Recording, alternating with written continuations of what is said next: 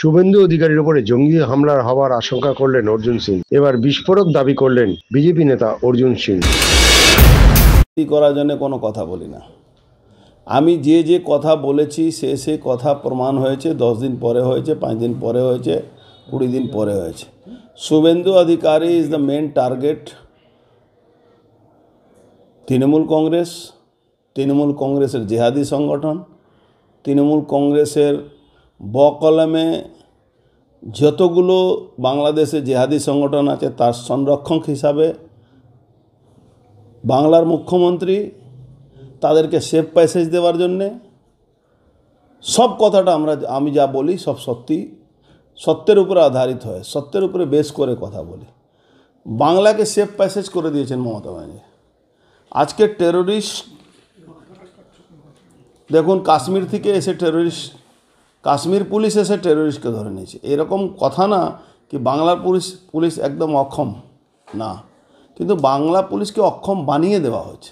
বাংলা পুলিশের কাজ কি? বাংলা পুলিশের কাজ হলো যে বিরোধী রাজনীতি করবে তাকে মিথ্যা মামলায় ফাঁসাও, তাকে জেলে ঢুকিয়ে দাও, তার নামে ভুল মামলা দাও, তাকে ফাঁসানোর চেষ্টা করো। এর উপরে এই বাংলার পুলিশ কাজ করে। যে দেশকে কম্প্রোমাইজ করছে, যে রাজ্য যেখানে দেশের উপরে থ্রেট আছে সেখানে উনি রাজনীতি করে বিএসএফকে কাজ করতে দেন না, বিএসএফকে ধমকান। আরেকটা শকুনি মামা আছে কুণাল ঘোষ, সে বসে বসে বলে প্রত্যেক ব্যাপারে বিএসএফ আছে, বিএসএফ আছে, বিএসএফ আছে। আরে ভাই, বিএসএফকে তোমরা কাজ করতে দিচ্ছ কোথা? 920 কিলোমিটার এখনও ফাঁকা রাস্তা আছে, যেখান থেকে তোমার জেহাদি সংগঠনের শওকত মোল্লা থেকে নিয়ে, তোমার এনামুল থেকে নিয়ে, বারিক বিশ্বাস থেকে নিয়ে, নাসির থেকে নিয়ে, আনসারুল্লাহর যতগুলো জঙ্গি সংগঠন আছে তাদের আধিপত্য আছে।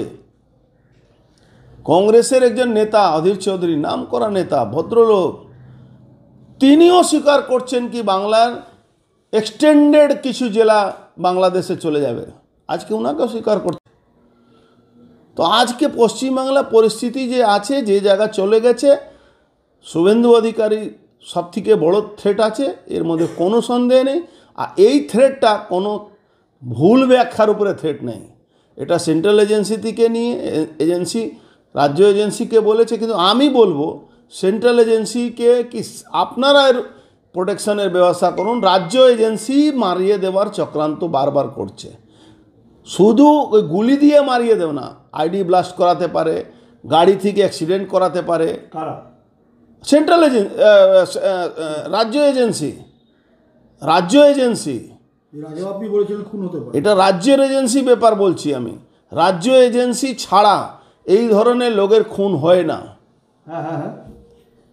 শুভেন্দু অধিকারীর যেভাবে প্রোটেকশন নিয়ে থাকেন, যেভাবে তাকে সেন্ট্রাল গভর্নমেন্ট প্রোটেকশন দিয়েছে, যেভাবে জননেতা আছেন তাকে মারার জন্যে উইদাউট এজেন্সি সাপোর্টে কোনো দিন কোনো জঙ্গি সংগঠন তার উপরে অ্যাটাক করতে পারবে না।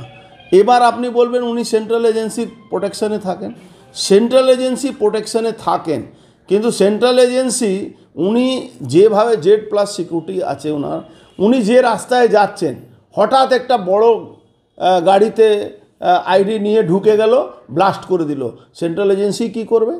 তাহলে কি হয়, স্টেট এজেন্সি যেটা করে ওই রাস্তাগুলোকে যেখান থেকে ওনার মুভমেন্ট আছে আগে থেকে তারা ফরকাস্ট করে, কেন যে তারা আগে থেকে জানে এই ফরকাস্ট করার পরে আইডি ব্লাস্ট হতে পারে, স্প্রে ফেলে মেরে দেওয়া, কোনো পাবলিক প্রোগ্রামে আছেন উনি, স্প্রে ফেলে দেওয়া যেতে পারে, আপনার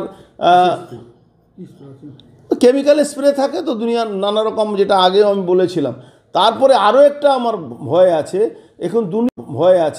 এখন দুনিয়ার নতুন পোর্টাল হয়েছে, যারা ওই পোর্টাল সেজে বা ফলস বুম বানিয়ে তারা কিন্তু ওনার কাছে পৌঁছে গিয়ে ওনার উপরে অ্যাটাক করতে পারে। এইটা ব্যাপকভাবে কিন্তু হতে পারে, এটা আমি আপনাকে বলছি। আশঙ্কা না, দৃঢ় বিশ্বাস আছে। একদম সেন্ট্রাল এজেন্সিকে স্টেট এজেন্সির উপরে ভরসা করা দরকার নেই। ওনার প্রোটেকশন বাড়ানো দরকার আছে, ওনার পার্সোনাল প্রোটেকশন বাড়ানো দরকার আছে, ওনার যেখানে যেখানে মুভমেন্ট আছে সেই জায়গা প্রোটেকশন বাড়ানো দরকার আছে।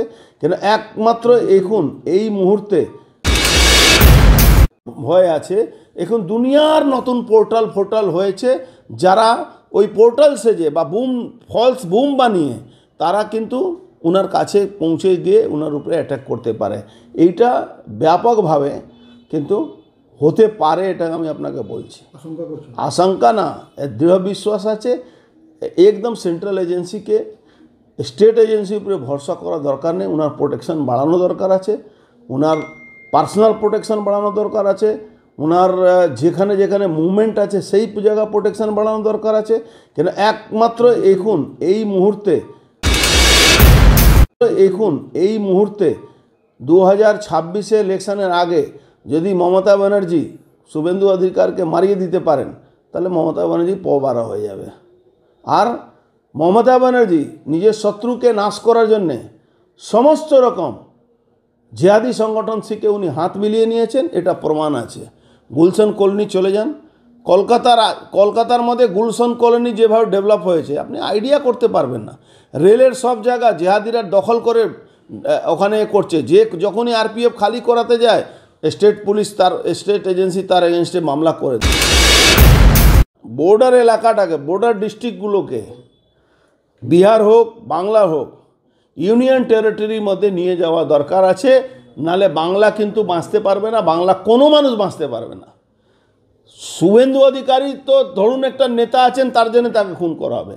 এখানে বাংলা, বাঙালি, হিন্দু 1946 সালে কালকাটা কিলিংয়ের ওয়েট করছি আমরা। কবে মমতা ব্যানার্জির নেতৃত্বে এই জেহাদি পুলিশের মধ্যে জেহাদি ভরে গেছে। আপনি দেখুন না, এই জাস্ট আমাদের এলাকায় প্রিয়ঙ্কু পাণ্ডের বাড়িতে কারা কারা পুলিশ গিয়েছিল, কিভাবে তাদেরকে হারাস করার চেষ্টা হচ্ছে। যেখানে কোনো মামলা নেই সেই জায়গা মামলা দিয়ে দেওয়া হচ্ছে।